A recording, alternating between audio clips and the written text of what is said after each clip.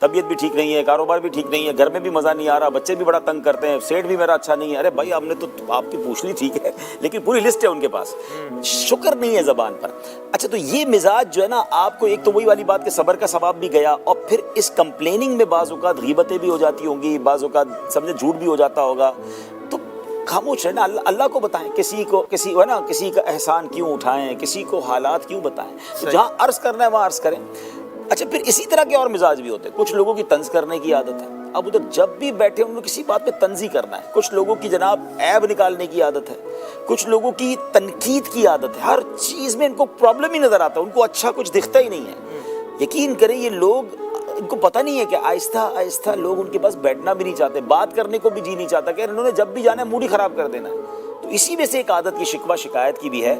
مزہ اس بات کا ہے کہ بندہ نظر آ رہا ہے کہ تکلیف میں، اور وہ کہے اللہ کا بہت شکر ہے، اللہ کی بڑی مہربانی. اور ایسے لوگ آپ نے دیکھے ہوں گے ان پر بعض اوقات رشک آ رہا ہوتا ہے کہ یار یہ بیماری کے بستر پر پڑا ہوا ہے، اس کو ہمیں پتہ ہے غربت کے دن گزار رہا ہے، مگر کبھی کیا بتاتا ہی نہیں ہے پرابلم کیا ہے، اس کی تکلیف ہی پتہ نہیں چلتی ہے.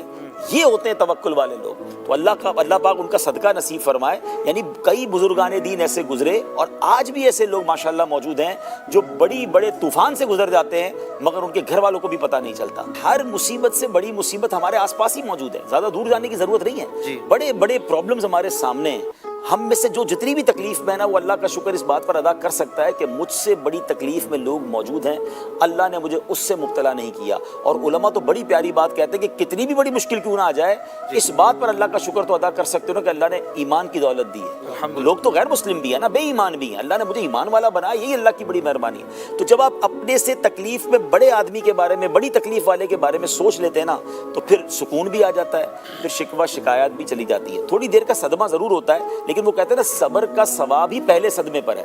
ہم پورے شہر کو بتا دیں اور اس کے بعد کہ جناب ہم تو صبر ہی کر رہے ہیں، تو اب آپ صبر نہیں کر رہے تھے تو آپ نے تو سب کو بتا دیا. اچھا جس کو بھی بتایا نہ اس نے موبائل دلوا دیا، نہ وہ ٹانگ جوڑ بیٹھا، نہ میرے نقصان کو کور کیا، کسی نے کیا کچھ نہیں. ہو سکتا ہے 2 تسلی کے بول مل گئے مگر میرا ثواب چلا گیا. اللہ کرے کہ ہم ایسا صبر کریں